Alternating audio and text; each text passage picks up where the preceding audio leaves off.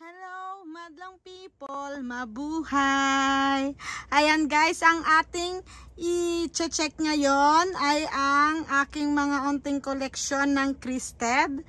After natin silang madiligan,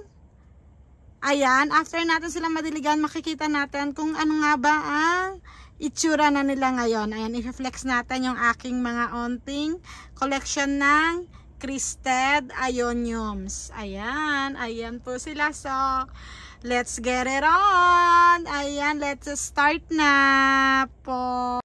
At ayan nga po, ayan, ang nakikita nyo ngayon sa aking harapan ay si Jasper Cristed. Yes, napakaganda po nito ni Jasper Cristed dahil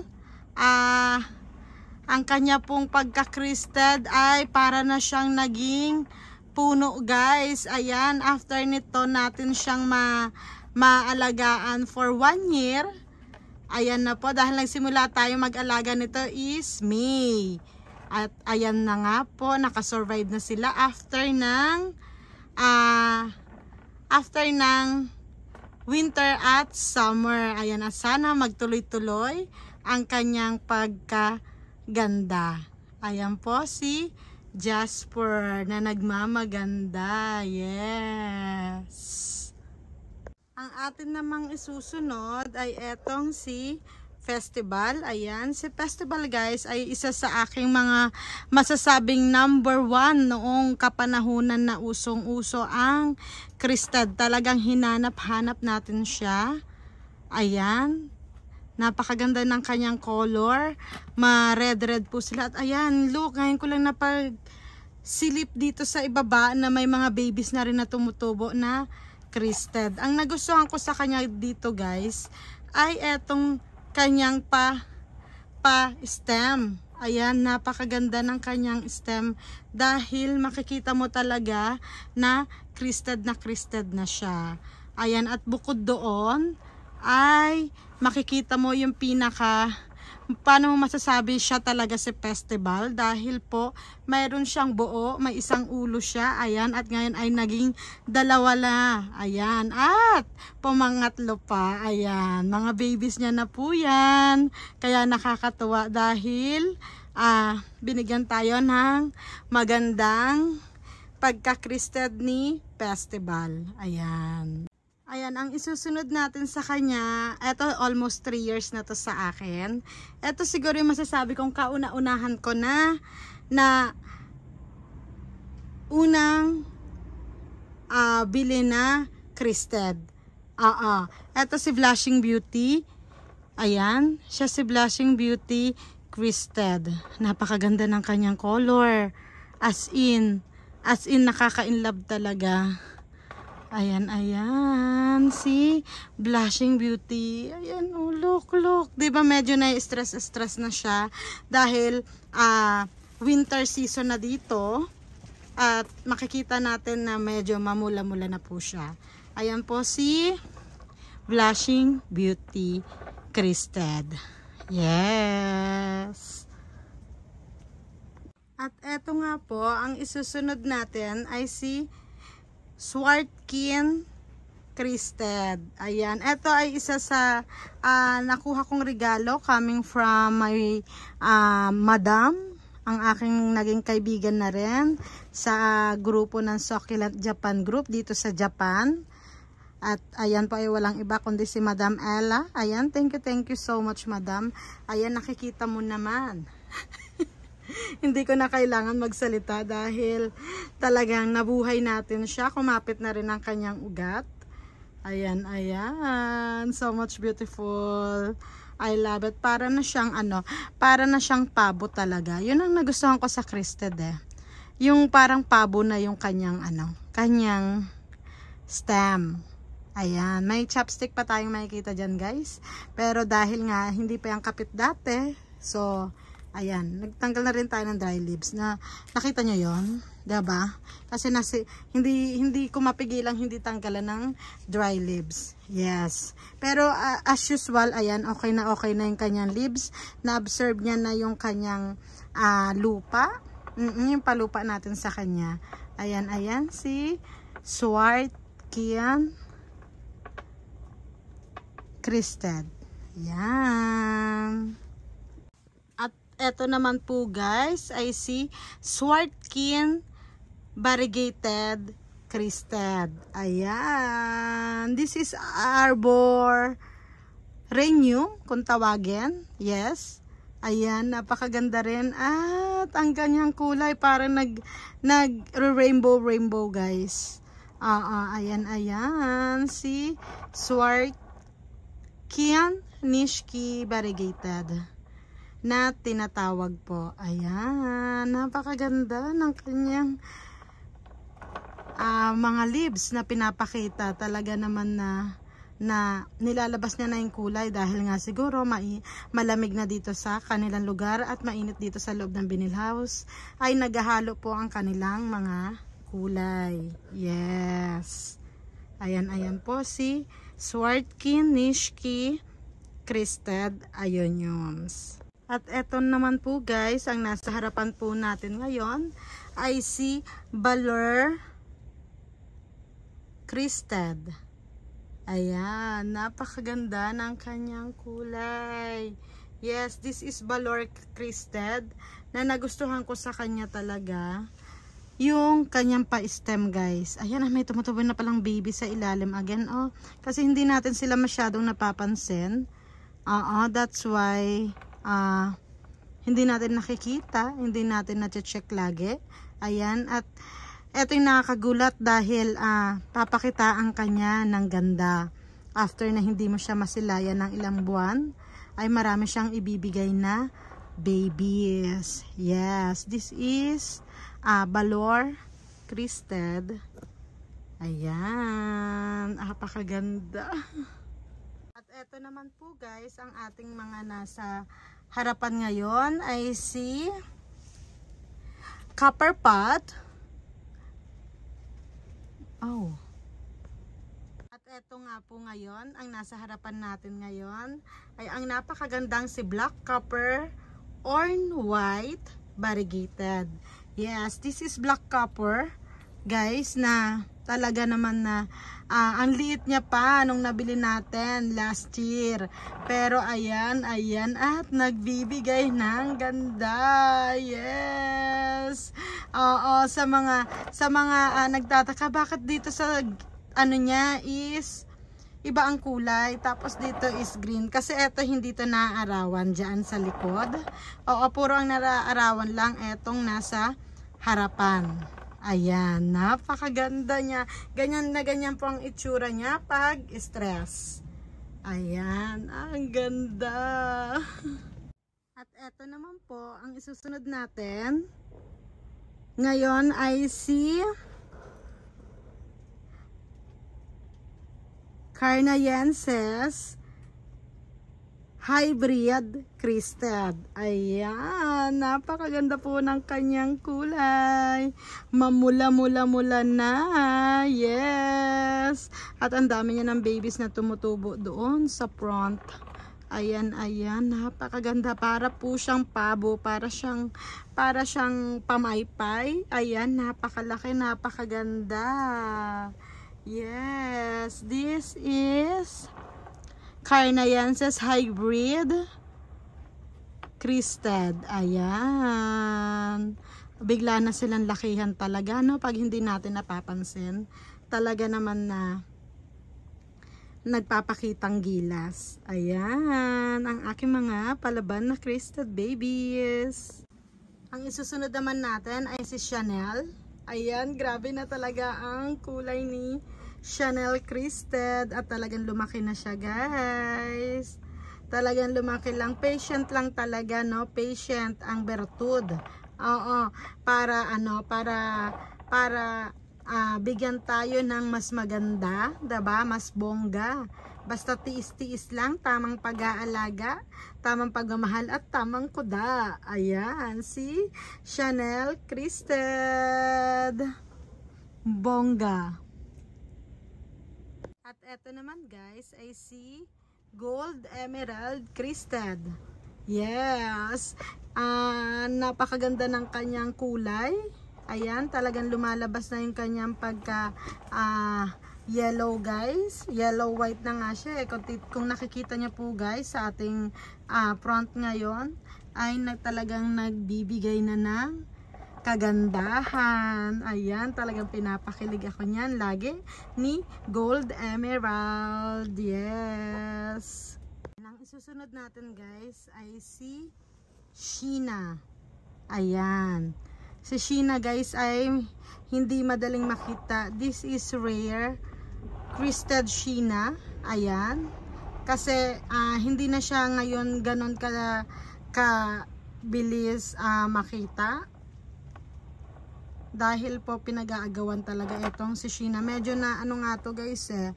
Medyo na sunburn. Parang ano, winterborn ba tawag doon? Ayan, tinanggal na natin siya kasi hindi na rin to makakasipsip ng lamig. Baka maging case pa to na magmashes siya once na napainom natin sila ng tubig. Ayan, tinanggal na natin sila para makahinga din yung mga ano, makahinga din yung mga babies. At tanggalin na rin natin yung hindi na masyadong healthy na dahon. Ayan, ayan, si Sheena na nagmamaganda. Hello po! At ito po, nagbabalik po tayo. After natin makuha doon sa dulo, ito si Blue Tune. Ayan. Diba ang ganda ng kanyang ano guys, pag na-stress to, maglalabasan yung kanyang mga line. Hindi lang pa siya masyadong na-stress ngayon. Pero maglalabasan po yung kanyang, ayan, yung mga ganyan po. Maglalabasan po sila. Napakaganda nito ni Blue Tune. Ayan. Ayan. Ang ganda ng kanyang pagka-crested. Grabe. I love crested talaga, sa totoo lang. Yes. Parang pabo talaga, oh. Yung ano ng liig ng pabo. Ayan. At eto nga po, ang isusunod natin ay si Medusa Crested. Yes, ang ganda talaga ni Medusa. Grabe. Nakaka-inlad ka. Kaya nung pagkakita ko nito sa kanya guys, ay talagang mine agad-agad. Opo. Wala nang tingin-tingin kung how much, basta mine siya. Kasi iba talaga yung, 'di ba, yung satisfied ka sa itsura niya. Sobrang happy talaga yun. Oo, ibang happiness, 'di ba? So, kaya agad-agad natin siyang minime. Opo. Ayan, si Medusa Crested. Yes. At ayan nga po guys. Ang isusunod natin ay si Mardi Crested. Yes. Hindi po ito si Mardi Gras Iba po siya kay Mardi Gras. Ayan, ang daming baby. Oh, hindi natin kasi madalas na nasisilip dahil mga nasa dulo. Ang ganda at ang dami-dami niyang baby crested na binibigay. Wow! Oh my God, napapasipol ako. Ayaw lang lumabas. Ang ganda niya! Oh my God! Ang ganda niya! Ayan, si Mardi Crested. Yes. I love Ioniums talaga. Iba-iba. Everyday, iba-iba ang kanyang pinapakitang ganda. Opo. And once again, this is Mardi. And I thank you. Ayan, nagbaw ka anak. Ayan. Diba, apakaganda. And ayan guys. Ayan. This is Madara Crested. Grabe, ang laki niya na, nakakatuwa. Isa to sa mga kauna-unahan kong nabili na crested guys. Oo, sabay-sabay sila ng mga binili natin. Sila Festival, sila Madara. Ayan, magkakasabay sila. Sila Carnayensis Crested.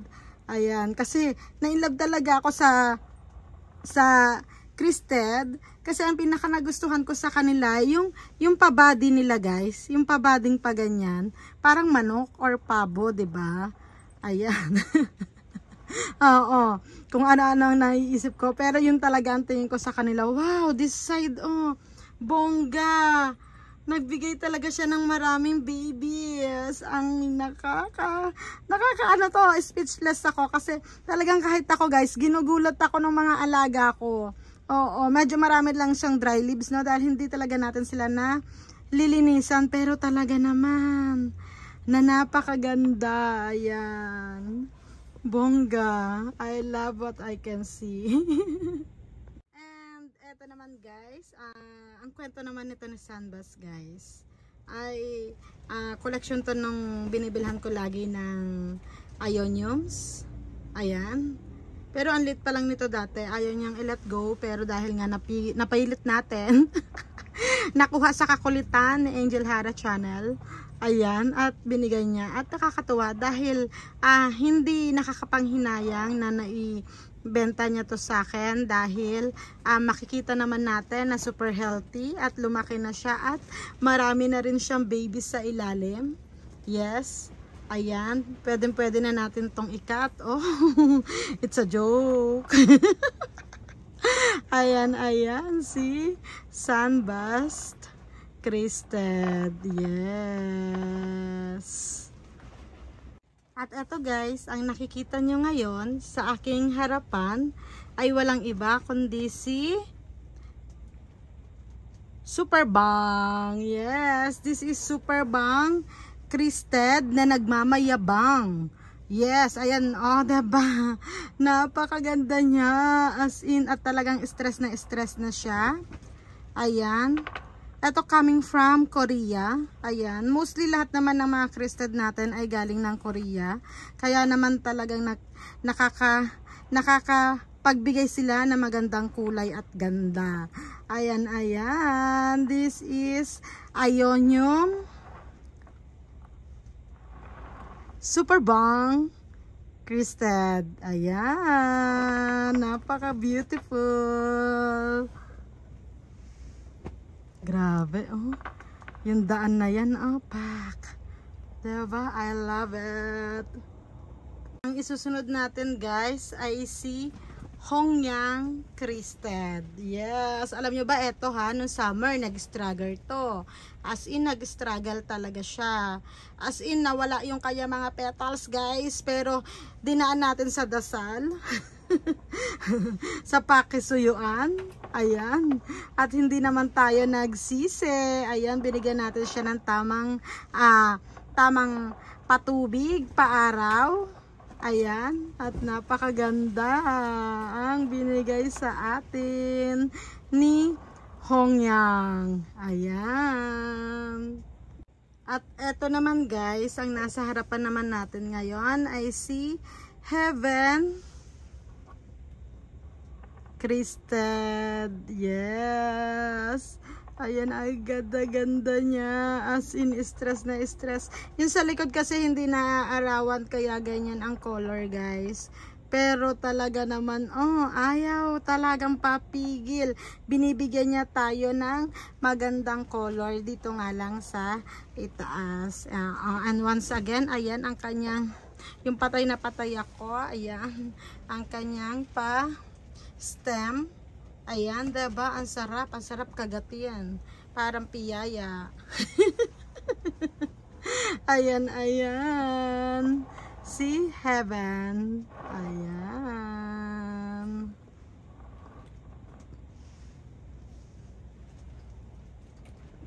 At eto nga guys. Ayan. Actually, nung nabili ko to, talagang kulay green lang siya. This is Cashmere Black. Cashmere Violet. Wait, silipin natin siya ha. Kung ano talaga yung kanyang totoong pangalan. Ayan. Cashmere